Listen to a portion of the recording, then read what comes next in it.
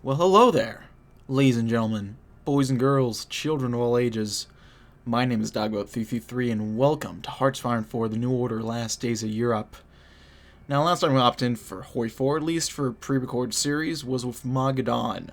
So we hopped in there with the Mikulski regime, ended up deposing him, and installed Nikolai Petlin, a much more amicable, democratic, all-around friendly guy.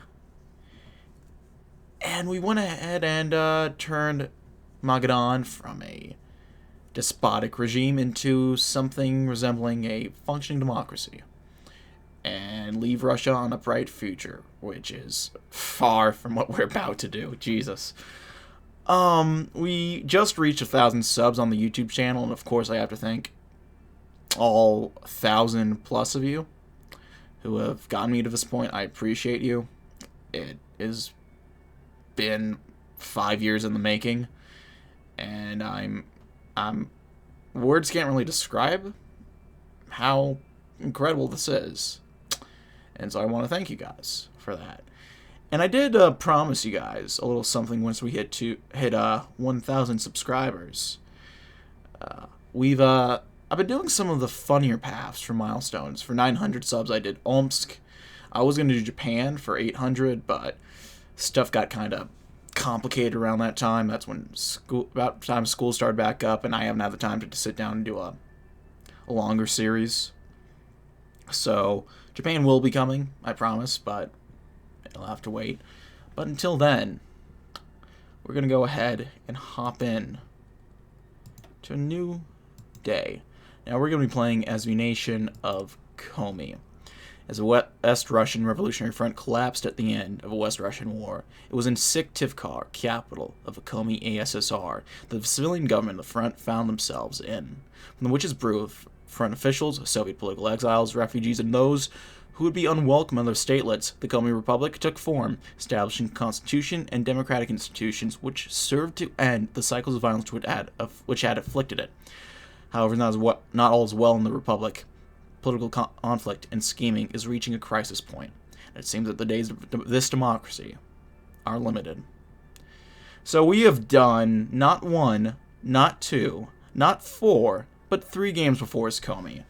And so a lot of people, you know, there are some fun paths that Comey can go down. You can go anywhere from normal democracy to hardline socialism to feminist socialism to socialism but with cool lasers to more right-wing options. You have National Bolshevism, National Conservatism, whatever the fuck Gumilov is talking about. And there's another path that a lot of people have been kind of talking about. It's a little infamous at this point. Now, real quick, I'm going to go ahead and load...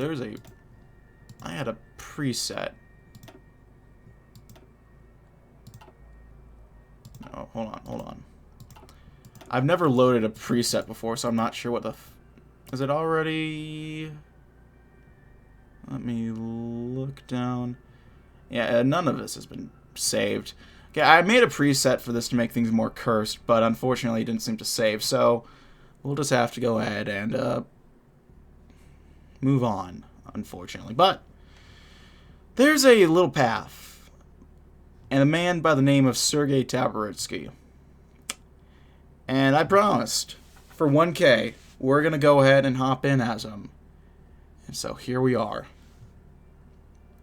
So we're going to go ahead and hit the start button.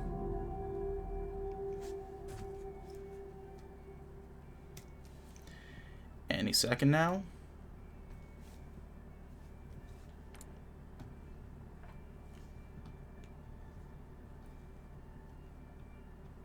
Very fitting that we have Burgundian Lullaby starting us off. This, of all times, is probably the best series I could play for. Except maybe for when we play Burgundy. Whenever that ends up happening. Might be a while till I get the energy to play Burgundy. Although this one might be worse. Or it might not be. I don't want to in case none of you know what's going to happen, I kind of want to keep this as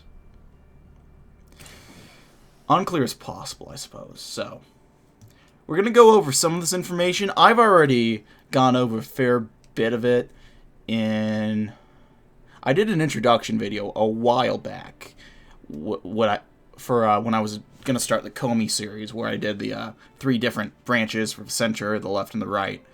And so if you want more specific information and insights into all these guys, I'll have to put in a link in the video. If I even remember, I'll do one of those funky little video pop-up things where you can click the card up in the top right side of your screen, and you can watch that. Although if I end up going through it anyway, I don't know if it'll matter too much. But here we are, the Comey Republic. The failures of Nikolai Bukharin, the German invasion, and the defeat of the front against the German Reich bled the people of Russia far too much, subjecting them to unimaginable horror and destitution for little gain. Rather than the workers' utopia promised by the Soviet government, the communist experiment ended in failure, as apocalyptic warfare scorched West Russia for the second time in 2 decades. The former government of the Comey ASSR, a faithful band of Soviet loyalist politicians, gladly went along with Grand Marshal Clement Voroshilov's plan for the restoration of the Soviet government, and Comey, despite the reservations that its highly politically deviant population held, gladly slipped into the pocket of the front. Until the West Russian War and the transition of the front's capital to Syktyvkar. The war, the political failures of the front, the final assassination of Rykov, and the bombings of the Presidium of the front marked the last straw for the Comey government, however. Nikolai Alexeyevich Voznensky, the newly appointed head of the ASSR, took executive action to declare independence from the front, being aided in his operation by a slew of former front politicians, including Mikhail Suslov and Andrei Zhdanov. With the secession of the Comey SSR from the front under a newly declared republic and the loss of yet another capital, the political cohesion of the front dissolved, and more separatists ate away at the front's armies before operations could be launched to put down the rebellions and warlords. With the democratic nature of the Comey Republic becoming well known throughout West Russia, and the developed city of Syktyvkar becoming swollen with refugees from other less accommodating warlord states, a climate of political radicalism began to fester within the Republic, fed by Voznensky's collaboration with Zhdanov's communists, and the underground influence of extremist politicians who had been set free from the many former gulags in the region. Political violence, grand scheming, and paramilitary activities became commonplace, with the corruption within the Republic's armed forces doing nothing to help matters, despite the efforts of talented officers such as Petro Grigorenko and Ivan Korolkov. So the state of Republic in 1962 is hardly one conducive to functionary democracy or civilized life. Crime is at a recent high, with constant paramilitary battles shattering the silence on the streets of Syktyvkar.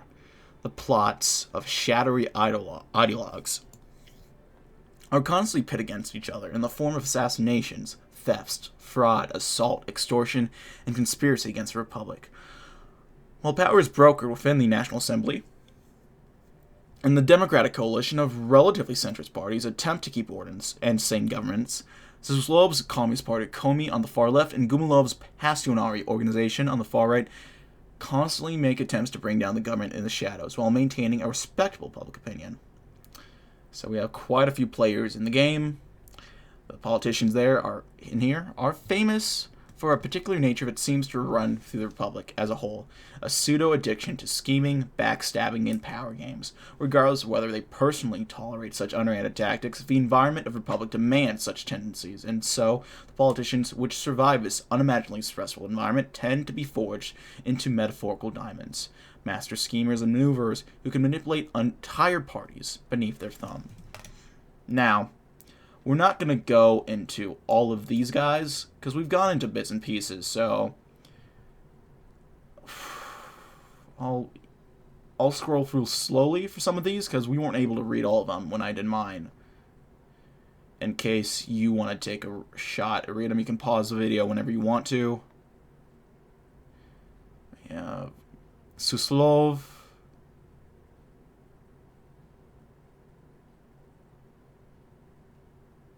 Zhdanov. We might be playing later on, but we'll come back to him one day, maybe. Bukarina, who we already hopped in as. That was a fun one. Also, shout out to my man Kolsajin. Scroll back up. And then we have the Passionary Organization, a singularly bizarre organization of Komi, a combination of a social club, a secret society, and an apparatus for political coalition building. Another wide-spanning umbrella of Passionary are Eurasianist, compassionate conservatives, monarchists, and other smaller movements. All united solely by the desire for a new right-wing path for the Republic. Passionary are easily the most wide-ranging coalition in Komi, stretching to every possible corner of right-wing thought, and as of such, paradoxically both prone to infighting and extremely effective at operating within the Republic. Within the Passionary, there is someone for everyone, or so it is said. The media outlets controlled by the organization appeal to the people, rallies are held, and the Center Coalition is forced to look closer and closer towards Passionary-affiliated politicians every day. So you have Gumilov, you have Shafarvik,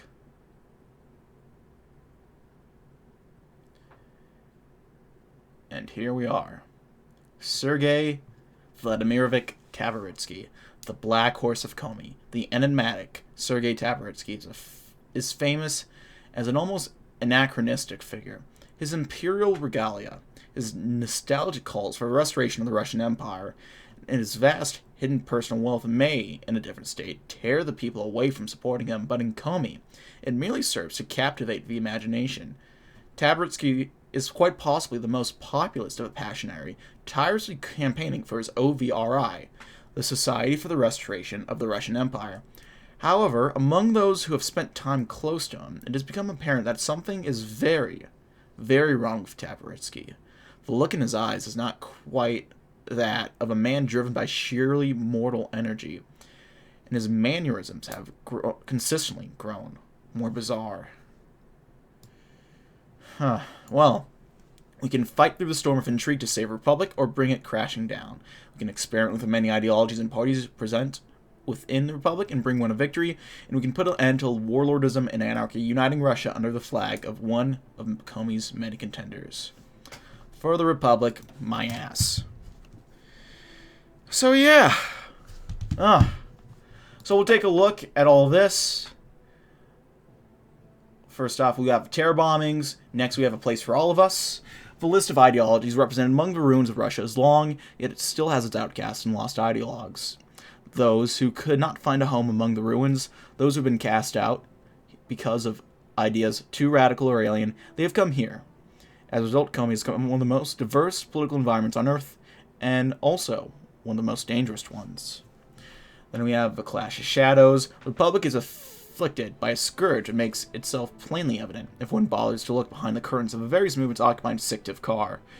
The legion of manipulators, radicals, and would-be shadow masters afflict the Republic like a pox.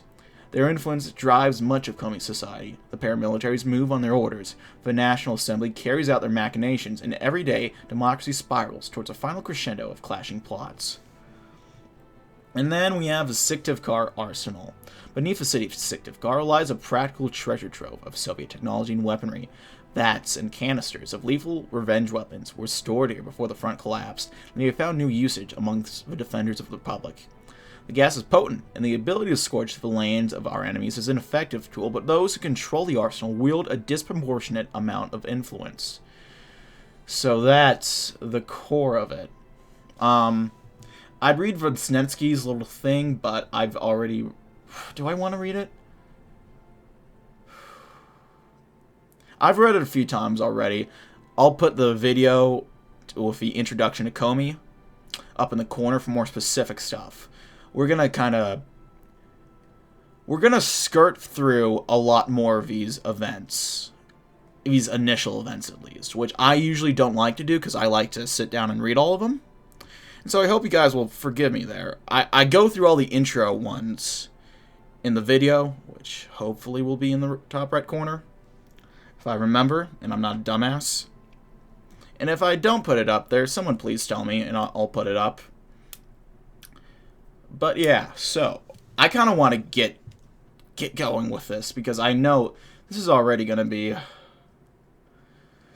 a rough one anyway. So I kind of want to get it started and get ready to get it over with, I guess. So,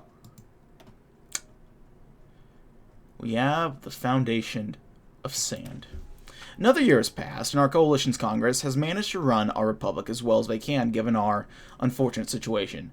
However, the cracks are beginning to show, and our factionalism within the republic, and even our coalition, is growing at an incredible rate. If we are to continue our custodianship of Comey and prevent the radicals from taking power, we must act quickly and decisively to put our enemies down. Right, so before we continue, I'm forgetting. We gotta do research and all that. So competing machines and let's do civilian industry, military factories. Not too much we can do with these. Basic anti-tank and artillery. That works. We have 6 divisions. We'll give you a field marshal with Grigorenko and a general with Korolkov. Can barely promote you already. I'll refrain from that, honestly. Civilian factories. We'll build some more civilian factories. Focus on Siktiv Car first, because we'll build quicker. Speed 5. You can look at all this. It's all going up very nicely and sweetly, and it looks great. Now, is it going to last long? Probably not, but we'll wait and see, won't we?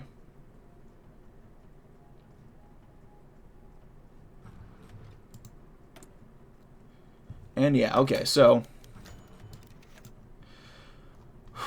again, I'll go ahead and pause this here for a little bit. You can also go to the video and watch it for more details. We're going to try to skip over most of these, though we are going to go ahead and focus on a few of these as well as kind of talk about some of them, what's going on. So, Visnensky is how do I put it? He kind of wonders what he could have done differently, and he wonders if he's done enough, and he's saying that it's still worth it. It has to be. Is it? Probably not. Probably not at all, honestly.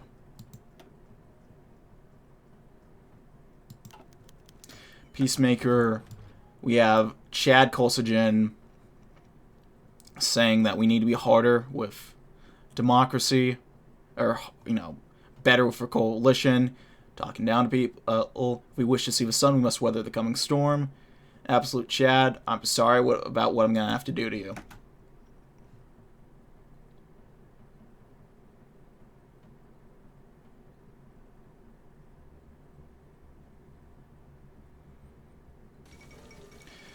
The Reich has conquered the moon. Svetlana Stalina, the Iron Lady. It'll all pay off someday. Probably not.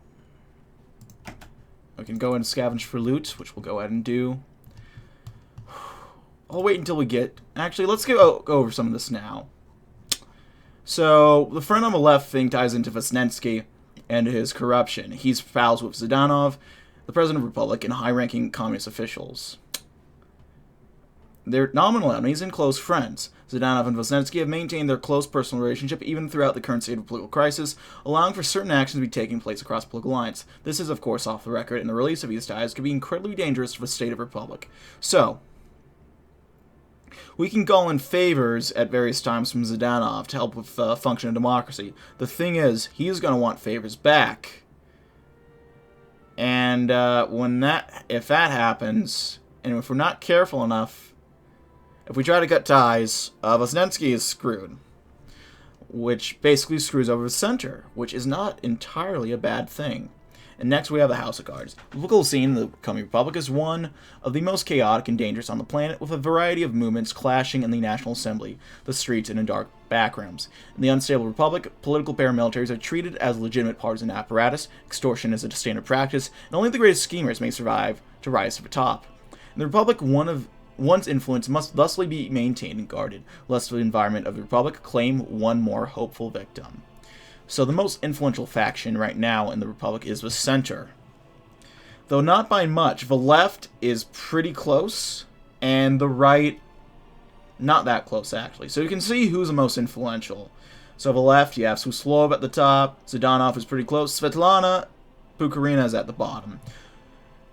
Then for center, Vesnetsky is at the top, Kosygin closer, not that by much though, and Stalina not that close. And same for the right. Gumalov has marginal influence and Taboritsky is pretty much irrelevant.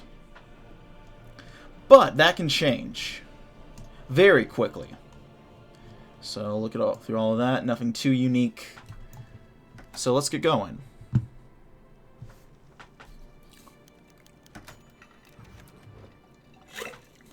This is another common event. You can pause if you want to read it. Interesting story if nothing else. There we are. And that concludes our segment on the night's expected weather and sightings of German planes. Now, on to the latest in local news. On to you, Sergey. Thanks, Igor.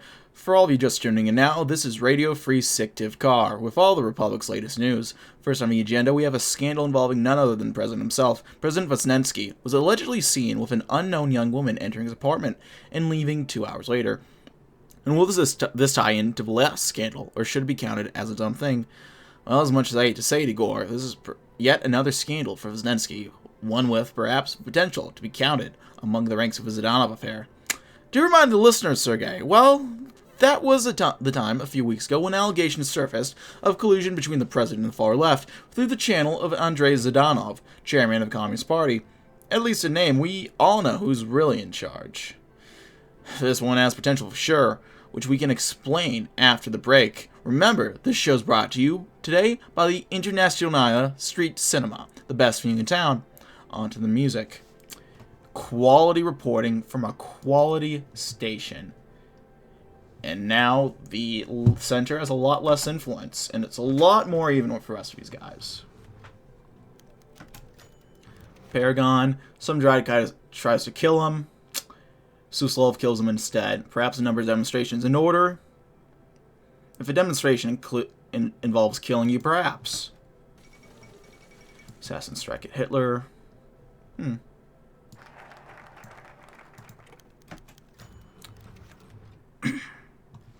The National Assembly of the Comey Republic is a place of intrigue, deception, and thinly veiled threats disguised as compromises. Despite being a well-functioning heart of its republic's body, it was filled to the brim with different shades of black clashing within.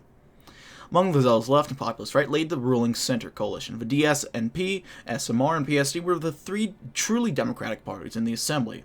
While they could not be more different in terms of their policy, all of them sat together, and all of them hated the extremist wolves, eyeing their seats hungrily from the shadows. On the border between SMR and PSD seats sat two assembly members, looking a bit more alert than usual at the new section of bills being brought up on the floor. From the SMR, there was a tall yet dainty-looking woman, perhaps a bit older than she'd look. From the PSD, a stocky, brash, well-built man sat next to her. They both thought similar things about the debate happening, listening intently for anything intolerable. As much as they hated the extremists, they loved the Republic and loved her democracy. After a member of the Passionari went on an agitated, boisterous rant which disturbed half the assembly, the two eyed each other. People like him would destroy our democracy, they both said in their glances, exchanging expressions. With a small mutual nod, they introduced themselves to each other. A place for all of us. There we go. So.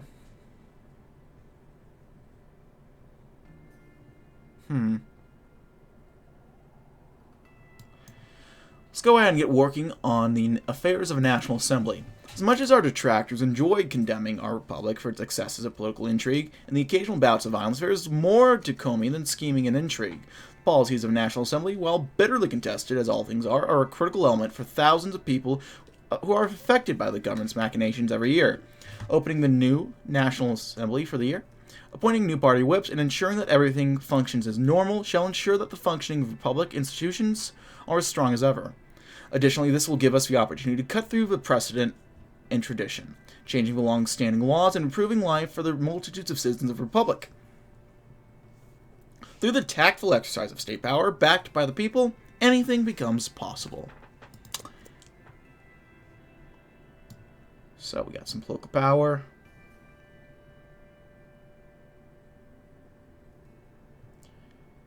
So let's go ahead. I don't want...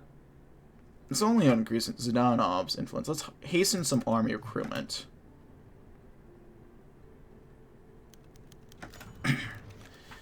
So we have the Ultra-Visionary. He's looking through a telescope. The way forward lies in our hands. And we're going to use our hands to fucking strangle you. I'm sure. I'm not sure what the death event is like yet. We'll wait. We'll figure that out in time. So, yeah.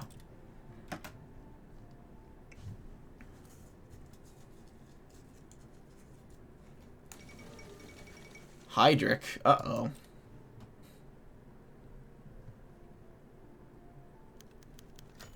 Svetlana Bukarina. Nice lady, I'm sure. No one's going to take her seriously because she's a woman in a very conservative Orthodox country, probably. But, yet here we are. A new player enters the game and is about to get knocked out of it. Yuri Andropov sighed as he lazily tapped the butt of his cigarette against the ashtray, watching with no real interest as the ashes drifted to the bottom of a small glass container. Another late night in his office, and light patter of rain against the window drew his eyes to the dark, mugged streets of Syktyvkar outside. He rose to his feet and brought the cigarette to his lips as he surveyed the city. It was quiet tonight, too quiet for his tastes. Sometimes young members of the Communist Party, whispering in each other's ears without a care in the world, would comment on Mikhail Suslov's secrecy, his paranoia. The party was a safe place, they'd whine. They were all comrades, all right? Perhaps he could just loosen up a bit. Usually they'd shut up when Yuri tapped them on the shoulder and asked them if he wanted to share their opinions with the class. Then they'd know who the real shadow of the party was. Andropov snickered at the memory and shook his head. His job wasn't all just scaring dumb kids. It was to do what needed to be done to ensure party stability, or to disappear whoever had earned Suslov's ire. The latest list of names to investigate Mikhail had given him was, all things considered, damn boring for the most part. But one name captured his attention, Svetlana Bukarina.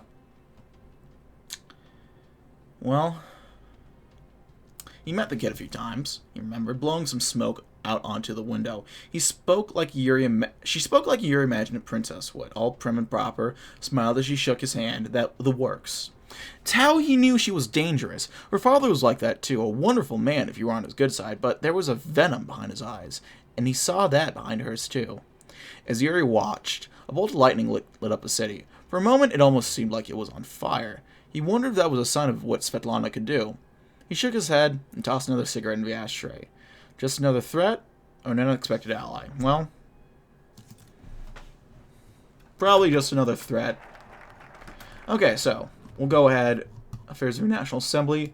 We can go ahead and suppress the left. We'll decrease the influence of the left by a random amount and increase the influence of the right by a random amount. So we'll do that.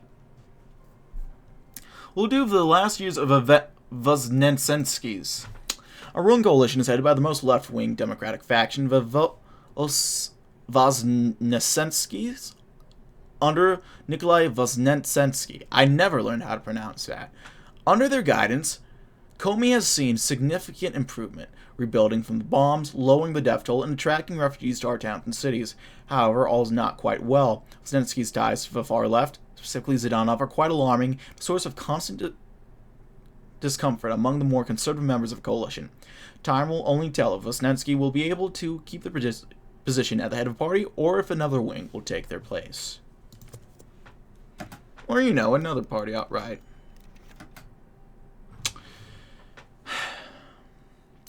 When the assembly was on a break from discussing policy, the now acquainted SMR deputy Elena Kozlova and PSD deputy Evgeny Yahontov got to know each other decently well. They happened to agree on some aspects of policy together, despite having vast differences. Both of them held distastes for the far left and far right, and both of them were under elected under similar circumstances, under similar stakes. They were becoming fast friends despite sitting on opposite sides of the aisle. So, Yevgeny, do you really think Miss Stalina's economic recovery plan is that different from Znensky's? Snensky is a left-wing populist who let Zhdanov and his goons walk all over him and influence his economic policy. Stalina would never let radicalism taint her economic policy.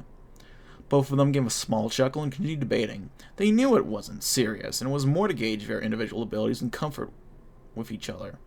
They did sit in the same caucus, after all. It wouldn't hurt to know the ideals of your ally. As the assembly began to clear out for a break, the two remained behind, still sitting together and growing ever quieter. Hey, Elena. Why are you working with me? Doesn't Kostyan see Stalina and my party's borderline despotic? Well, she said after a pause, that doesn't matter to me. We both stand for the Republic. I haven't seen these events before, so I like having them. They're pretty nifty.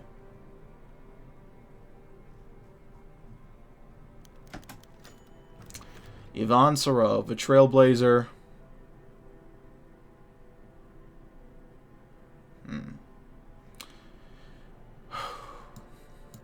Starting to wonder what the path for socialism is. I know the path for him. Probably not dead, actually. We can actually coalition with him if we want to. Sasha, still looking for old friends, continued through the woods. She was still having some difficulty hearing from one of her one remaining ear, and they were still severe enough that she had not caught any prey. Hunger was building. Looking for a safe place to rest for a moment, Sasha found it under the arms of a pine tree. It was only once there that she realized she was not alone. Across from her, she could see two men crouched over a deer trail. We won't find anything to eat if this keeps up, you know. She heard one of them, an older man with a deep voice, say. Shut up! I told you, I'm not a tracker. I'm a farm... He suddenly stopped speaking as he saw Sasha out of the corner of his eyes, and suddenly he stood. She met his eyes and saw no malice in them. After a long moment, the man reached into his pocket, withdrawing several strips of cured meat, which he threw in front of her. Feeling her hunger, Sasha moved to devour them, before years of rigid training stopped her in her tracks. Look at that, Pavel! A trained dog! He laughed as he approached her, the sound reminding her of better times. Caressing her neck, he directed her towards the trail, picking up and offering the jerky to her as he did. She quickly ate what was offered and knew what to do next, sniffing the deer trail and looking in the direction of a smell. See, Pavel? A tracking dog! Lead on! At command, Sasha cantered into the forest, the humans following behind. She might not have found her old friends, but she at least found new ones, and that was enough to make her happy again. Every dog goes to heaven. Ooh, the most powerful political faction in the Comey Republic is too close to call right now. Very interesting. The Crusader. Gumalov. Lev Nikolaevich Gumalov.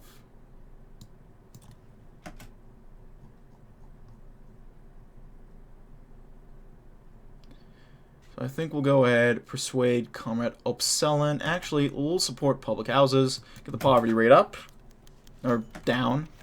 Shafarvik, the math nerd. Ha ha ha. What a nerd. Sufficient measures. And we just need one more. Ooh, we got some loot we can work on. Let's invest in farms. Farms is always a good one. Welcome you back to another special segment. Today we have a very special guest. Please give a warm welcome to John Ryan. That's right, an American. Thanks, Sergey. Glad to be on your show. Pleasure is ours, John. Now, our listeners are very interested in how you got to our very fine republic. Care to share? Well, I was actually with the CIA as far back as the war. What was that, 6 years ago? Anyway, I decided to stay when they pulled the rest of us to the front. I quite liked this girl named Svetlana. Not one of our Svetlanas, I hope. Oh, God, no. No. Entirely different girl. If you're listening, babe, I love you. Say hi to Anastas for me. Back on track now. You said you were with the CIA. Did anything surprise you about the way the front operated? How was life under the Red Giant? You know, for all the credit we give Comrade Suslov for being some sort of genius, the front was certainly a mess. We had all the makings of a tragic tale, generals infighting, shoddy equipment. We backed the wrong horse in that fight, let me tell you. We should have been there for the Siberians back in the day. Instead, we chose the Reds and suffered for it. An excellent analysis by John Ryan, ex-CIA agent and proud citizen of our republic. We'll be back in a moment after the break. Interesting perspective.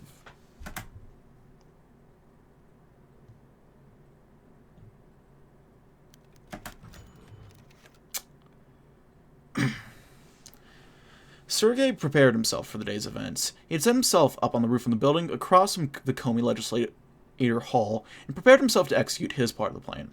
Sergei and his men had been hired to assassinate a group of Comey politicians. They were proving to be significant obstacles to their employers' plans. The first part of the plan involved a release of small amounts of tear gas from the Syktyvkar arsenal into the hall. How they managed to get a hold of it, he had no idea. After the hall was evacuated, he would make his move. He would take the first shot from that position and flee. His co-conspirators had set up on other buildings and would finish off the targets as he distracted the guards. Sergei made for his radio, hoping to get a final check-in before things began, but was interrupted by Yuri's voice briefly cutting in. It lasted only a moment, and nothing was said, but he could swear he could hear a scream in the distance. "Yuri, come in. What's going on?" he demanded. All he got in return was silence. Something was wrong. Looking through his scope, he could tell that security had not been tipped off. They were far too relaxed. Across the street, on the roof of the legislature, he could see Andrei with a canister. All seemed to be going fine on his end, but he knew things were falling apart. Once again, he looked across at Andrei, but this time he noticed something. In the shadow on the roof access door, a figure looked over Andrei's shoulders. The person was tall, dressed in an old uniform and winter clothes. The figure pulled a knife out of his belt and plunged it into his partner's throat. Before he could react, the figure was gone. He got up to abandon his post, collect his things, and made for the door. However, before he got far, he began to choke. The gas from the arsenal flooded the room. As he coughed and tried to cover his eyes, he felt the kiss of cold steel in his back. Life in Syktyvkar goes on. Not our Sergei, I hope. Nope. A cold wind blew through the creaking old church, sending candlelight dancing across the face of a Theotokos set high upon the altar. Her eyes and those of her child stared down at the supplicant kneeling before them, his lips constantly moving in quiet prayer. O heavenly King, the Comforter, the Spirit of Truth, who art everywhere and fillest all things, treasury of blessings and giver of life, come and abide in us, and cleanse us from every impurity, and save our souls, O good one. Sergei Taboritsky paused and shivered as a frigid draft swept over him, its bite-sending chills throughout his own old bones. Holy God, holy mighty, holy immortal, have mercy on us, holy God, holy might. Holy immortal, have mercy on us. Holy God, holy mighty, holy immortal, have mercy on us. The cold pressed in, piercing the immaculate old Tsarist uniform he wore. Its golden collar felt like a manacle of frozen iron around his neck. The fine silk lining did nothing to shield him from winter's bite. He grimaced, gritted his teeth, and opened his eyes, lifting his head to stare directly into the eyes of the Blessed Virgin. In response, he felt the flame of faith roar to life inside him again. Driving the cold from his body, he gasped at the sudden intensity of his heat, but it stayed perfectly still. There was a presence behind him, a pair of reassuring hands on his shoulders, gentle whispers in his ears. Moisture gathered in his eyes, and he closed them again, recognizing the familiar sensation for what it was. "Keep him safe, O Lord," he uttered, speaking directly to the presence. "Watch over her blessed sovereign. Return Vazarvik to us when the time comes. Give me the strength to carry out my sacred task, to defeat your enemies, to restore this land to what it should be. I beg you, stand with me, O Lord, and help me save Holy Russia. God save Russia." There he is.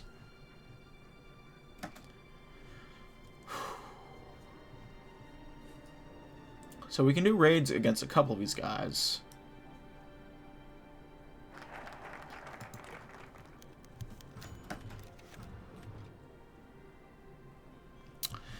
One inevitability of Comey's politics is the status quo will change radically at a moment's notice. The sadness of this factor, however, is that at any moment the status quo seems to be shifting radically away from the ruling faction. Like it or not, by simple virtue of being the public face of a democratic faction in the Republic, public support has been eroded by scandal after scandal, be they real or constructed by our political enemies. Public support, ever fleeting and ephemeral, has, as of late, began shifting either to a socialite extreme left or the more moderate, liberal, and conservative factions, those of our coalition partners.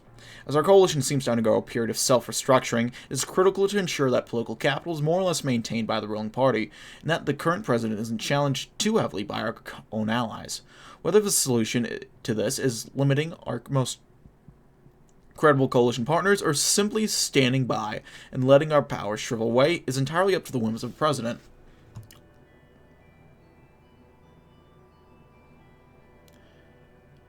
Well, sorry, Alexei. Not our Alexei. Not our Alexei this time, I should say. The other Alexei. We could get working on the budget. We could speak with Stalina. Or we could do direct action. Let's do our paramilitary reports. Straight from our paramilitary commander, Grigorenko, comes the latest observations of the eyes of the street. The previous reports have not given us much confidence in our ability to control the ever-so important avenues and roadways of the Comey Republic. This report is no different. More and more, the paramilitaries under the control of Suslov and Gumilov march onto the streets, controlling warehouses, voting stations, and even entire neighborhoods of Syktyvkar, while our forces falter and shrivel in both their control of democratic-aligned districts and the ability to defend what we have left. We must do something about this now before the citizens of Comey cannot turn his or her eye without seeing radicals damaging our democracy. Nice idea. Will it actually work? Today was not a good day for the SMR. After the news of Lesnetsky deciding to sideline Kosygin's coalition, many Soviet men and women walked out of the building in protest and would not only return for important policy decisions. But not Elena. Despite her being rather furious, she stood her ground with very few of her SMR members, those who would hopefully make their voices heard.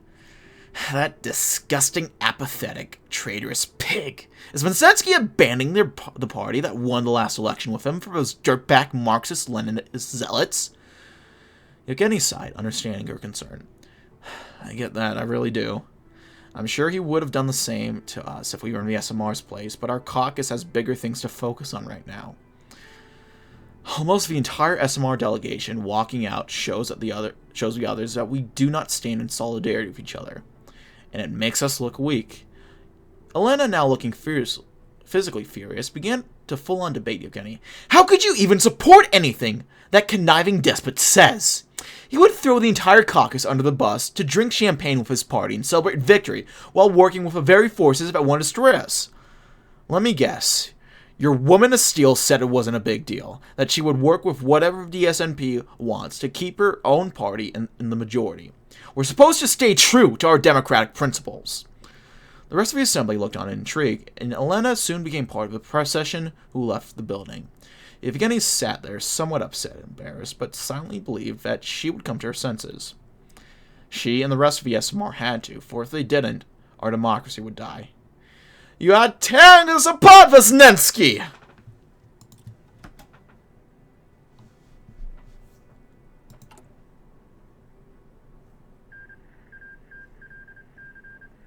Menjiang is defeated at the front.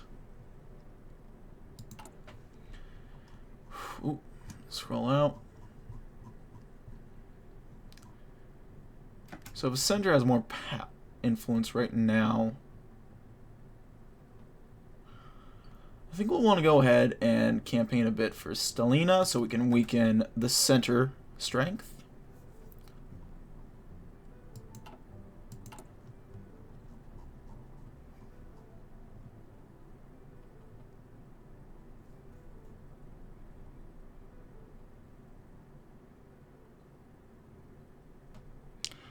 I'm looking for things that will screw with the right. Oh, not screw with the right, the center, or even the left. Could maybe request insider information. I remember that does a fair bit of damage. Our Kutz is going after Wholesome Man, it seems.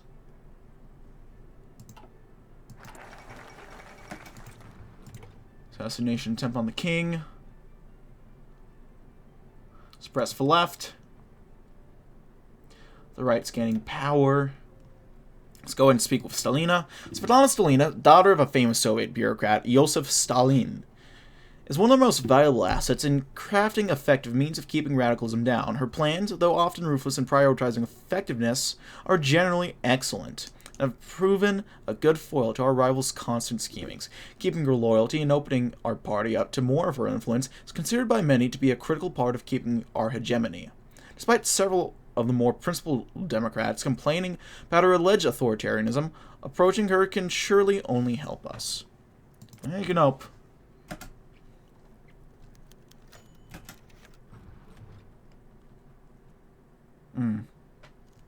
The house burned behind them, as all houses do in time. Screams are cut short by the bark of gunfire, mercifully swift. A gunman rushes to the side of the acrid smokehouse that pours from a gaping hole in the house's remains. Those with a little more composure hold the sobbing townfolk and the screaming widow away from the scene. If she wasn't a widow before, she certainly is one now. Officer Popov takes a whiff of his cigarette, hacking as his fingers tremble. He's waiting for someone, and that someone is late.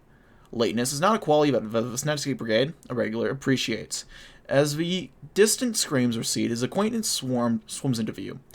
Grabbing irritably at the dust on his lapels, Koslov makes his way to the burning frontage. He kicks aside a bridge, nods briskly, and the two are down to business. There's little to discuss Popov. The commander glares into the distance, pointing southeast of the duo's position. You shoot 2 men here, we kill a couple more, we'll do the same this time next week. Not what I was talking about. We're hitting those fucking Bolsheviks in our own neighborhood, so what about the others? Popov is venomous, his searing gaze directed toward all communism, or perhaps it's focused on Koslov. We need to spread out. This does nothing for the health of the Republic.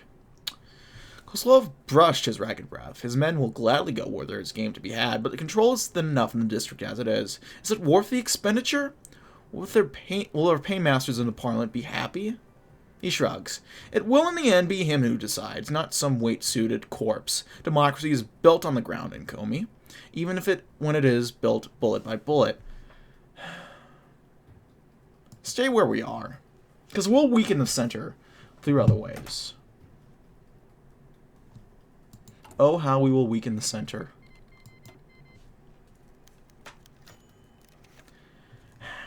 Another fine day in our republic. That's Leonov day's weather. Now, something has come to my attention that I think deserves some dialogue.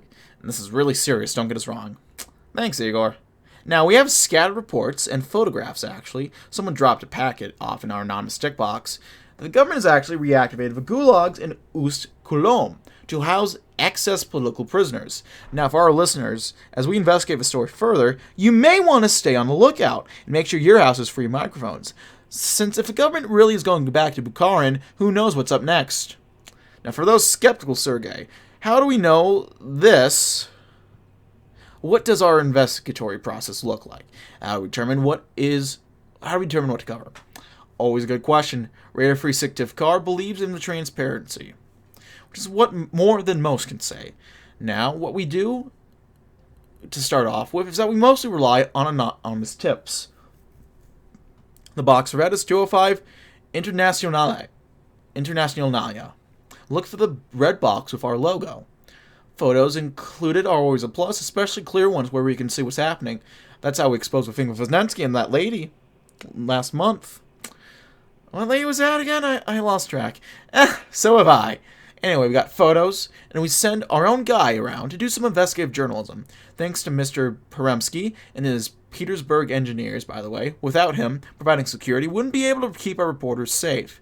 Now, on to how evidence is recovered, and how do we look for photo editing? Could it even be true? I wonder. So if it's not true, we might have to consider doing it. Improve computing machines. There we go. Getting that research done and going. The PRC is doing very well in Menjiang. You have an encirclement. They're pushing through. There goes that encirclement, but they're still pushing somehow. We can scavenge for loot again.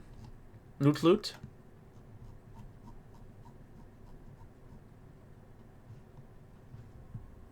And now they got encircled up. Never mind.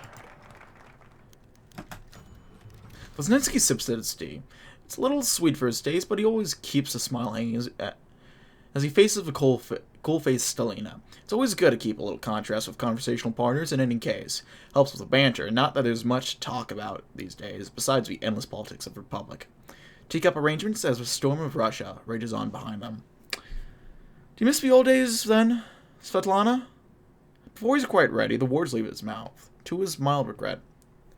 Stalina's face stays closed. She looks at her tea, a twitch flicking across her otherwise controlled features. I wouldn't say so, no. The past is a different time. Different, but rosier than the present. I certainly won't miss the days of fighting over bills when this is all over. Oh, Nikolai, this isn't fighting. This is just... My father used to call it war without words. War without war. And look how where we've gotten this republic. By fighting this hard. How far we've come. If this is how democracy works, I'll stick by it. Stalina smiles, almost wolfish. And I know you old fox. You like it here as much as I do. You'd die without the next bill to argue down or to push up. Vesnitsky laughs back at her. You truly do know me. Perhaps I have still underestimated you, Stalina? Perhaps there is health left in this place. Even if his old fox dies, Comey will struggle to breathe. Hot tea, warm words. Alright, so...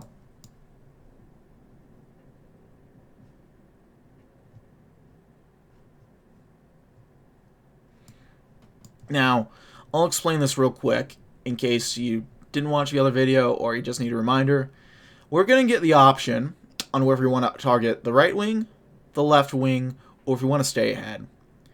And imagine in reverse. If you want to go down the more left-wing paths, you want to focus on the right. If you want to stay center, center's fine. You don't have to get mixed up there. If you want to suppress the left wing, you're going to get the right wingers in charge. So, we're going to do the government in check, and then we'll go from there. Nothing in our government has been spared from danger, one way or the other. While we have essentially twiddled our thumbs, both the left and the right have plotted, calculated, and made their moves, with no counterattack from us. We are essentially a king with two rooks flanking it. There are only a few moves we are allowed to make, and we must make the right one, lest a mistake is made and our game is over. The plans to keep the flame of democracy alive in Comey must be observed and changed with haste. The fate of the Republic depends on it. Scavenge for loot. I'll go ahead and do.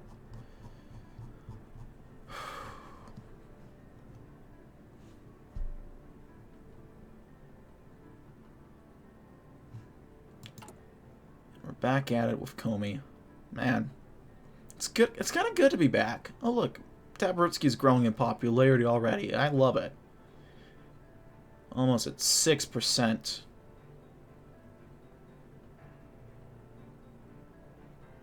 Kind of still at the bottom with the rest of them, but you know, what are you gonna do? Probably go ahead and request insider information. What we're gonna do, we're gonna get as many favors as we can. Actually, we'll persuade Comrade Oplisen. Get some more favors there. And then we're gonna get as many favors as we can from Zhdanov. And then we're gonna cut ties.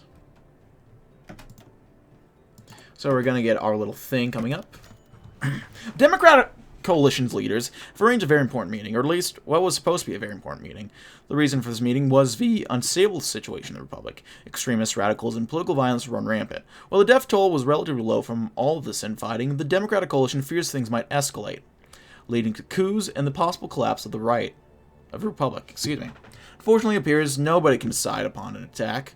In regards to these fears, a number of representatives believe that the coalition should focus on the left and their dangerous revolutionary rhetoric. Others disagreed, citing the increasing violence from the right as the largest concern. The third camp within the coalition believes that all of this is unnecessary and that we should simply focus on the campaign and winning the next election.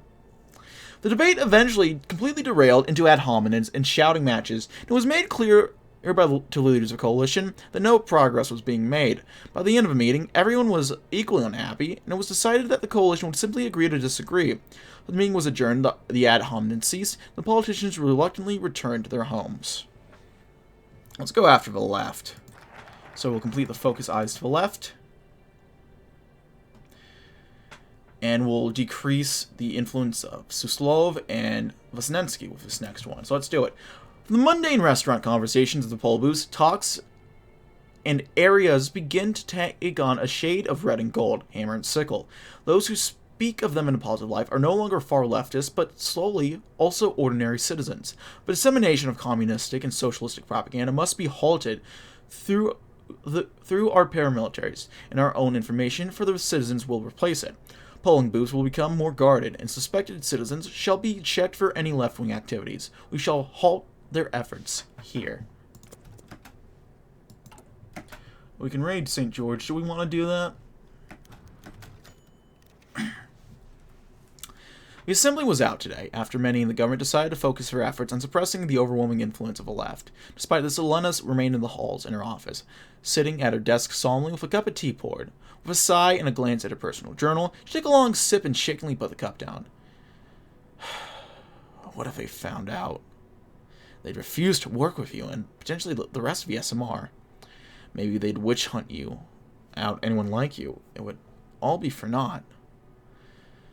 Her thoughts were interrupted by a knock at the door, and a distant Yevgeny approached her with some papers. In a panic, she knocked her diary to the floor, but accidentally spilled her tea along with it. Goodness, are you okay? Yevgeny said, walking towards her with caution. No, Yevgeny. No, I'm not. Yevgeny helped Alina clean up and then sat down with her. She spoke softly and quietly and said something which made his eyebrows raise.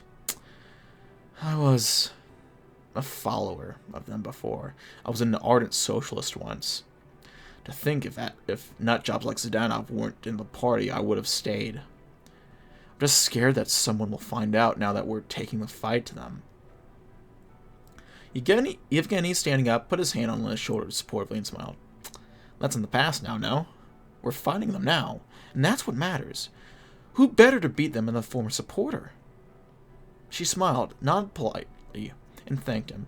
She was safe despite her secrets, and so was her beloved Republic. They would trust each other for the sake of democracy.